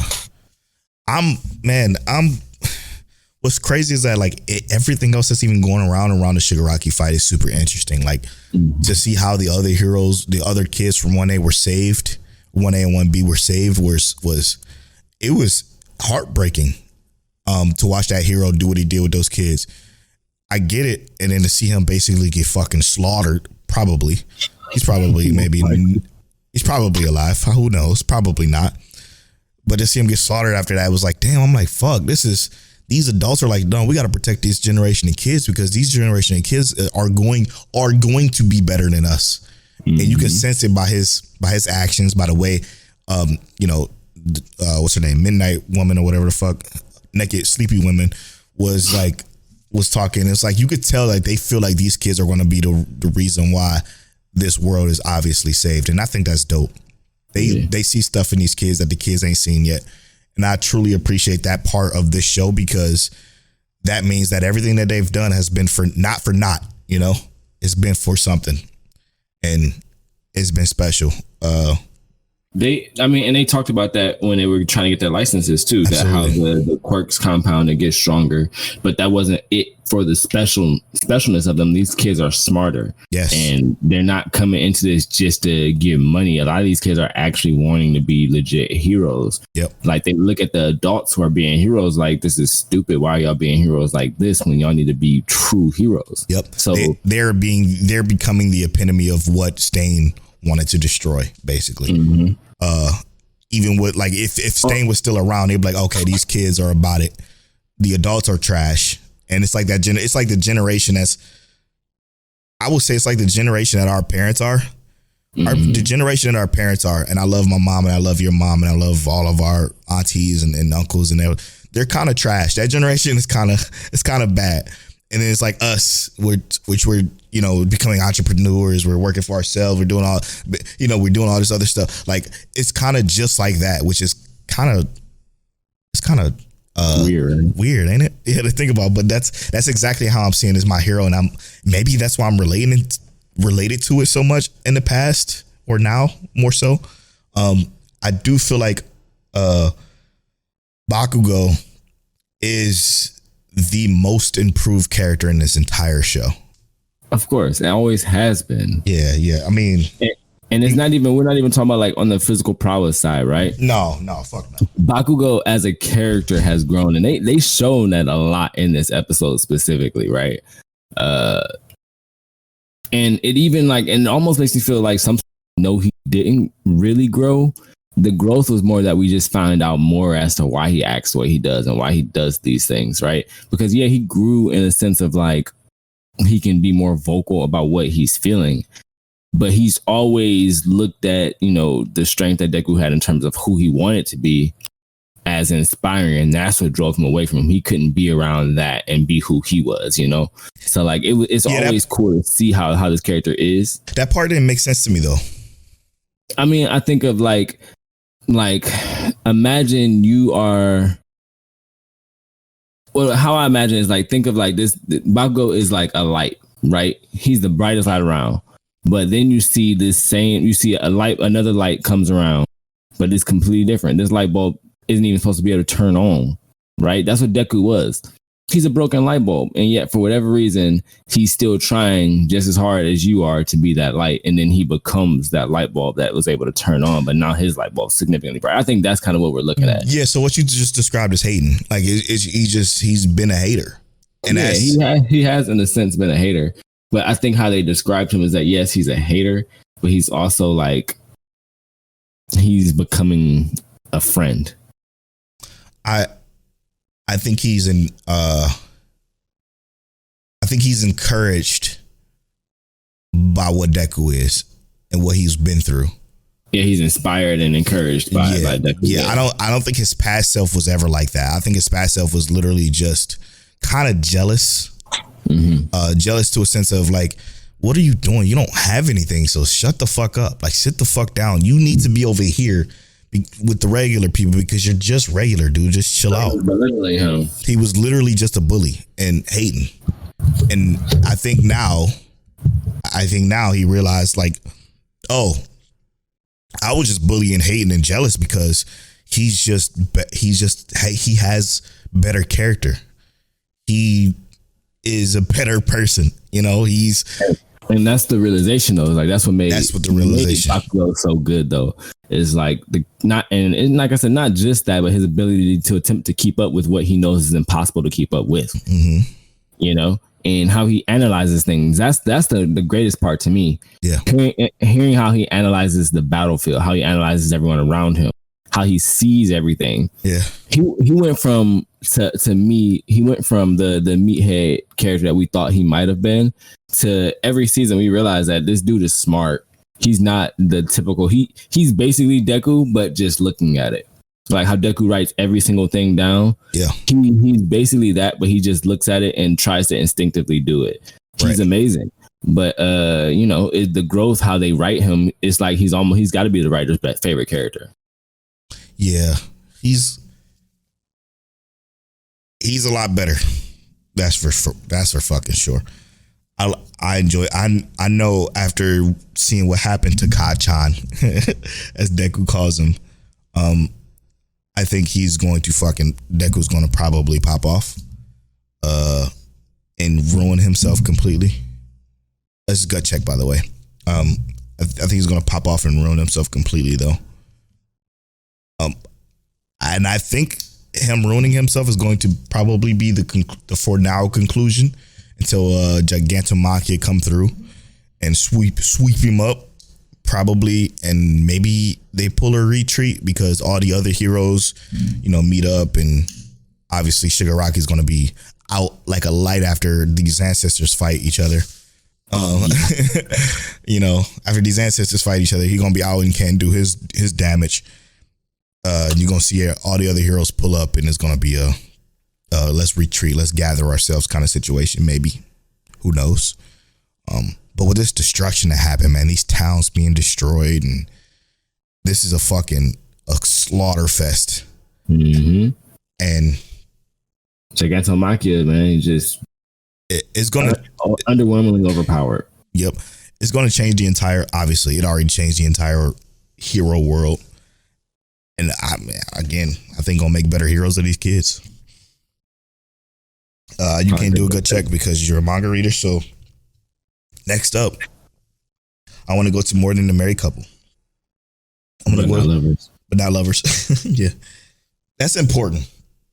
More Than a Married Couple, but not lovers is very important to the crux of that show, and I have to remember to say that title. So I saw a tweet earlier today. It was from the witch Hashira herself, Miss Extreme _Kita. She says, okay. So More Than a Married Couple is good. More Than a Married Couple, but Not Lovers is good. And I said, thank you for joining. What I say? Glad you finally joined us. It's so good. And she said, thank you for putting me on. I'm like, oh, well, that's nice. And I said, who you rooting for most? And our friend Huey TJ says, Jiro and Akari. I'm 55% with them, 45% with Shayori. And I said, man, that shows how good these characters are for them to be that damn close. But Miss Kita says, most definitely me with Shayori. So she's 55% Shayori and 45% Akari. I'm going to go to another tweet that Huey TJ said. It was really pertinent. I should have retweeted it, but I didn't want to spoil people, so I didn't retweet it. But I need to find it. He says, dog, Jiro wants, this is his gut check, by the way. He says, Jiro wants Shayori, but is learning to love Akari, or doesn't realize his feelings yet. It's low-key becoming a forced on the surface between the childhood friends, and then same with Akari and Minimi, or he called him old dude. Deep down, Jiro's gonna choose Akari. That's my gut check. That's my hashtag gut check. Hey, I fucking love that, dude. I fucking love that gut check. So ironically enough, Monique and I was just talking about this, right? Talk to me. How who she chooses on what side. And I'm thinking the whole time, I think I know my wife. I think I know my wife relatively well. I'm thinking my wife is 100% Shiori. I'm like, she's definitely rocking with Shiori, blah, blah, blah. I'm like, I know my wife. Nah, my wife is 100% Akari. And I was like, I'm 100% Akari. I'm choosing Akari. I ain't think you was choosing Akari, baby. Did she tell you the reason? She said because Shiori can't speak about how she feels. But so can Akari. I know, but it's because Akari is in a position to take action. She's saying that Shiori don't have that same. She didn't want to step up until she saw somebody else stepping in that place. So she didn't like that. So now she's 100% Akari, and I just like Akari because she's Akari. That's it. Like, you know, I think Akari is wholesome. She's just got to put on this look. That's her character. Her outgoingness is different. I like Akari better as a person. That's who I would want to hang out with. But I don't want to be outside all the time like that. Yeah, I like the fact that Akari, or the writer, made Akari a fake gal girl, because those gal girls are normally girls that literally do dating websites, that sleep with men. Like, they literally do it all. Okay, but she's a fake one. She's not a real one. She's just very into the no and into the now, which is very pertinent to who she is as a character, because I don't know. She's I think I agree with you on the outgoingness, because at first I was leaning more towards Shiori because I felt Akari was kind of fake because of the fake gal girl thing. But I do think it's just really who she is. She's just super outgoing and wanting to be pretty, wanting to be cute, and there's absolutely nothing wrong with that. Because again, that just stems from my hatred from the gal girls, like in anime. I just always hated them, and she's not like that. And I respect that she's just who she is, and regardless. My issue is that I don't understand. I don't understand why we can't just figure this out already right now. You know what I mean? It's this. All right. At this point, we now know that Tenji really does like Shiori. Okay. We know that Tenji's best friend likes Akari. We know that Akari don't even know about his best friend for real. Like, it completely ignores him. She also green hair, bro. Yep. Oh no, orange hair, bro. It wasn't green hair, dude. No, orange hair, bro. Really had the crush on her? Okay. Orange hair, bro, is the guy that really had the crush. Yeah. But even still, like, to know this now, to know that what I said like a couple of weeks ago, I think, about Tenji One Shiori, kind of really complicates it. Well, it does really complicate this, because now he's doing what he can to help her. And now we know that what he said in the gym was true. This is also fucking. Is this how people feel when they watch Housewives of Atlanta, Chicago, Love and Hip Hop, or whatever the fuck? It's gotta be. Because I'm feeling so good. I'm feeling so conflicted. I'm so conflicted. We got so much information in this episode, but so little happened. You know what I mean? Right. It wasn't a lot of actual action, but it's the talking. Yes, man. Shiori's gonna have her best friend spend the night, who the best friend has a crush on Shiori. Yep.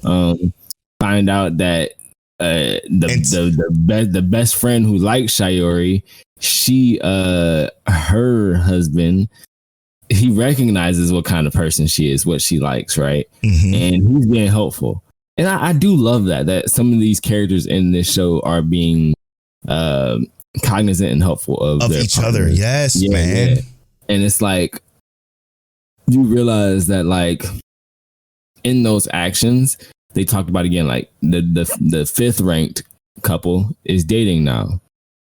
We got that moment where Akari is like, why don't we try it? We'll get to where we need to be. But you know what they did? They give us Shiori and Megami's score this time? Nope. I think they're both out of the top 10. It's hard, man. It's hard to know what the fuck is even happening here. I think I agree with Monique here. I think I agree because because I can't agree with that because Shiori wants the same thing Jiro wants. She wants to be able to have that friend that she's had all these years because that relationship that they have has been special. And you know, if you try to date your friend and he says no or she says no, it will fuck up that entire relationship. So not have that relationship, the only relationship she's had, and I'm not saying that it's a quote unquote relationship, but the friendship she's had with Jiro is the only one she's had. And they make it a point in the show to mention that fact that she's only had this relationship between her and him. Like that's been like truly a best friend kind of thing. For her to be nervous or scared to ruin that is respectable. Mm-hmm. To her, for her to know that she could lose him to try to make advances now makes sense. So hear me out. Because she does love him. Hear me out. Because as a person who loves love, and I'm talking about you, you're a person that loves love. Let's talk about this real quick. You are in love with someone who is your best friend. You see them every day. Now, remind you. Sorry. Go ahead. You can remind me. I was going to say, now I'm going to remind you, though, that this is her only. She got those other friends on the outside, but this is her really only friend. Right. So I'm not saying there's anything wrong with being afraid of, right? But what I am talking about is this. I know there's 8 billion people in the world. If my only friend out of 8 billion people is like this, I'm in love with them and I have to watch that one person, the only person I want to be friends with, I have to watch that person do everything without me because I'm never going to open my mouth. I'm never going to open my mouth. They're going to grow up and, I'm going to fall in love with them more and more because that's my only friend, right? And then they're going to get married. They're going to have kids. They're going to do everything I want to do. My best friend's going to do everything I want to do with them, with someone else, because what? She can never open her mouth. You can't tell me that's not more heartbreaking than saying I'm just going to lose my friend. Because now you got to watch it. You're right. But the thing is, and it's not even that, okay, but it's not even necessarily that she's going to lose her friend. Because if he says, okay, I'm not that interested in you, or I'm not interested in you like that, or I want to keep our friendship, which we know he won't because he feels the same way she does, I digress, then we know that we can still be friends. We know that they will still try to do that, but we know that it'll also be not the same. It will never be the same again after that particular moment. Even if y'all say we can still be friends, because it's always going to be in the back of his mind or the back of her mind, like you fucking deny it. You said no, like you ended me. So I'm going to try to distance myself from you, and then that whole relationship is gone. Would you be afraid to ruin that? Yes, but absolutely everything you're saying makes the most logical sense. Yeah, it will hurt more. It will definitely hurt more if you don't speak up. And to be honest, man, I have no fucking clue how this shit's gonna end. I just don't know. I have zero idea. It's gonna basically, and they said it just like how we was thinking about it, basically a little bit like that. Is and I can't remember which character said it, but it said basically this is not one of those anime where you get this is not a harem anime. Of course not. No. So, bro, you got to choose one or the other. You can't have both. I'm tired of watching these kind of anime, man. I'm sick of it. I need a harem anime. World's End harem. I'm so sick of this shit because I keep putting myself in these situations to where I gotta watch these shows where people have to choose, and the decisions is never fucking easy. The decision in My Teen Romantic Comedy Snafu, the decision and Quintessential Quintuplets, the decision and all these fucking shows that I watch that where you gotta choose, man, it's destroying me. It's destroying me literally from the inside. I really do think, and I'm gonna say this as my final gut check. I really do think he's gonna choose Shiori. I would rank this as the worst anime ever. Do I want him to? No. Will I rank it as worst anime? No. Because I completely understand it. I think Akari is just, I don't know, man. I don't know. QTJ might be right. He's finding out what love is through Akari. He's glorifying his relationship, his crush right now with Shiori. And that's blinding him right now from seeing what Akari is actually trying to do. So I'm going to agree with you, TJ, here. My gut check is that I think 10 Megumi is going to turn his game on. Minimi. He's going to turn his game on. He's about to start trying. With Shiori? Right? Yeah. He's going to start trying. And I think that it's not that he's going to start trying in a sense of like cutting out, like trying to help her. He's going to actually say like kind of what Akari was saying. Why don't we date for real? No. You don't think so? Hell no, not even close. I think he's too nice of a guy. I think he's going to try to help her. Wrong, but I don't think he's a nice guy, bro. I think it's cap. No way. I don't trust him. No way. He's too nice. He's a demon. He literally told Akari the fucking truth when she asked, bro. Like, I know. He's a nice guy, man. He's not going to. Anybody that nice is a demon. Ain't nobody that nice for free. He's not going to lead her on. He didn't lead her on. He didn't say, no, we have a chance. He said, no, if Shiori's willing to, I will stay with her forever. He did put a lot of pressure. He like her. He likes Shiori. He does. Sure. He does. Yeah. Which is cool. Like if they start dating, that's cool. Just let her know. Well, he did. She needs to realize, I guess, is the moral of that story. Yeah. But I think he's still going to try to help Shiori. He just likes her too much to force her into something she don't want to be in. And then when Jiro says, no, I like Akari, fingers crossed, that's what we hoping. Like, I like Akari, Shiro, what the fuck? That's my iPad. Oh, Shiro could be like, Jiro could be like, do your thing.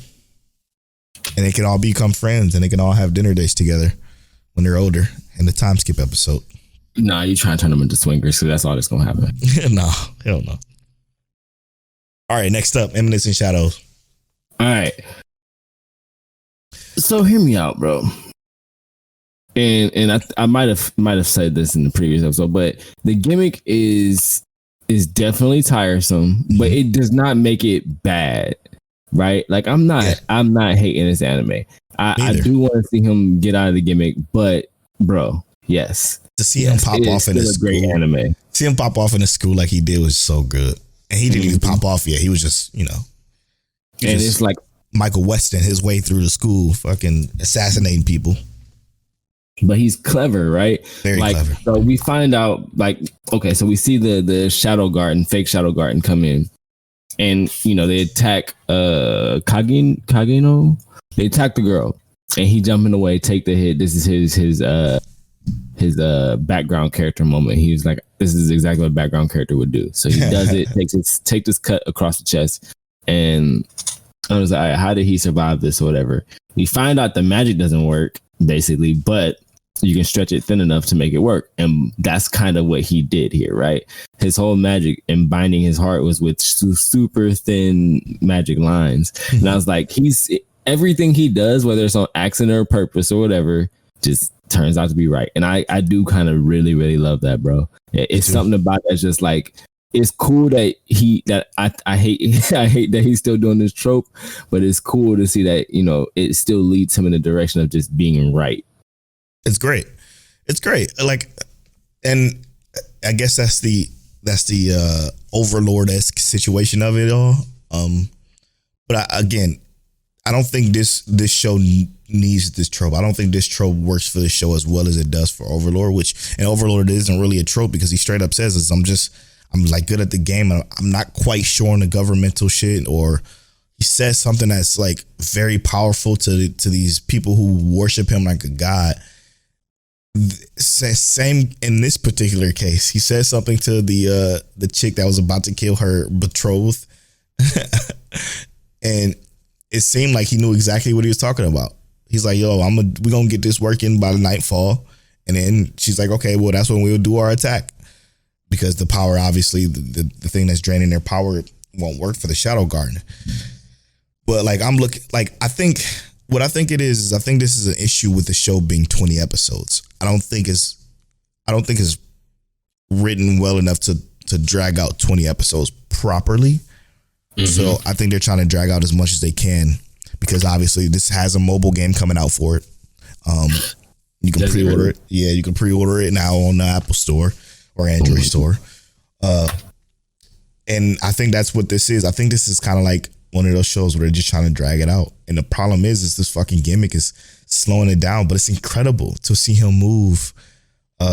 Next episode is going to be fire. It's like, this is like every 2 episodes we get some heat.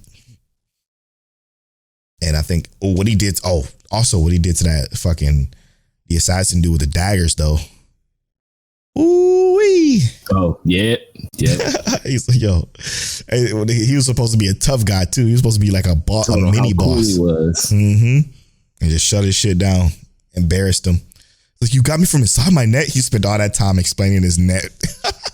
Kind of like a brain glouse, bro. Trying to explain his net to Shoutier. They're not afraid to kill people. Yeah, hell no. He chopping people's heads off. He blowing people back. Eminence of Shadows is good, man. It's good. Yeah, it's still good. Very much so. I think this is a better binge. Like when all 20 is out, I think it's easier to just binge it, and you'll love it that much more if you binged it than watching it week to week. Because week to week is kind of like, oh, come on, man. You spending 20 minutes of this episode in this trope, man. Come on, man. I want to see you pop off. And right. You just want more. But so far, so good. Gut check for the next episode. What you thinking? He intentionally overloads the Eye of Avarice. He intentionally overloads it? Yeah. What do you mean by that? I mean that him and the rest of Shadow Garden, because they do that attack. He did the atomic attack where he cut an atom and nuclear bomb. I think he wants to test to see if he can take all of the power. Yeah, because as far as we know, right, him being able to split an atom doesn't have to be magic, right? That's just him moving his sword in a way that's sharp enough to do that. I think he wants to see what he can do, like really test his power. I think that'd be dope to see. Oh, God, so I think that'll happen, and then this whole Shadow Garden thing will be cleared up, and then Gamma, Alpha, Beta, all of them are gonna go take out this fake Shadow Garden group. Yeah, I don't see Shadow Garden being around for too long. The fake Shadow Garden? Yeah. Yeah, no, the fake Shadow Garden done. What I think it is I think they're going to, obviously, the Shadow Garden is going to do what they're doing to collect all of everybody and put them in the gymnasium. And then it's going to get dark. The lights are going to go off. The real Shadow Garden pulls up in front of everybody. Make sure everybody can see them like, hey, we're the real Shadow Garden. Who are these imposters? And then it's I don't know, this is just be cool. So this is some shit I'm making up just now. The lights flash on and they flash off again after they introduce themselves. It flash off again, and then the fake Shadow Garden's all dead. It flash on again. And then all you have is a final boss and our main dude with the real Shadow Garden. Like, we are the real Shadow Garden. This is what we do. We live in the shadows to defeat evil, blah, blah, blah, blah, blah. And then the big dude's like, well, I am the circle of the night fucking people, the bad guys. And then they rush him and he gets fucking smoked. And everybody now knows that the real Shadow Garden are the good guys and that was just a fake crew. So they can clear their name and then they disappear in the shadows again. And then everybody's talking about them. Right. Shadow Garden really pulled up, showed them what it's really going to be about. Yep. That's right. All right, we just finished talking about Eminence in the Shadow with our gut check. Let's know what you think about Eminence in the Shadow. Is that trope still hitting a little bit too weird? All right, more than a married couple, but not lovers. Remember, don't leave that part out. Really good episode, always, every single week. Greatness. My Hero Academia. Our episode of the week this week was amazing, man. They really did some great stuff with this, and also let's know what you talking about that song in that break with Polo. He gave us another great song like he does every week. Bleach Talk. Yeah, I know y'all love that. 2 episodes. Always good to bring that Bleach Talk to us. Recommendation Roulette. We had Excel World, and Hayuka from Polo. Then the top 5 changed from episode 1 to 180. We made some big changes in that time. We also had some great Twitter questions from y'all. Polo talked about Suzumai and SAO progressive movie. I talked about Reincarnated as a Sword because it went crazy this week. Episode of the week was My Hero Academia, like I said, and that's been episode 180 of Mike Check Waifu. I'm at Polo Bornfly on social media. I'm at King Taliano on all social media. You can follow our social medias at Mike Check Waifu on Twitter and at Mike Check Waifu on Instagram and TikTok. And as always, Mike Check.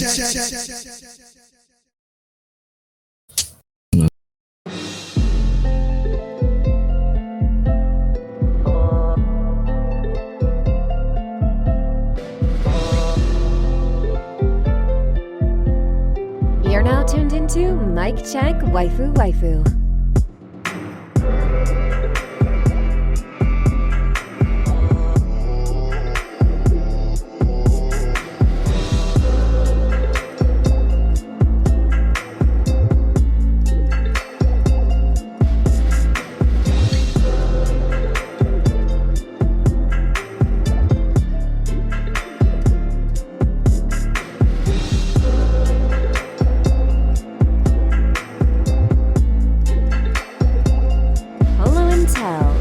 Is that you? Is that you? Is that you? Is that you? Is that you?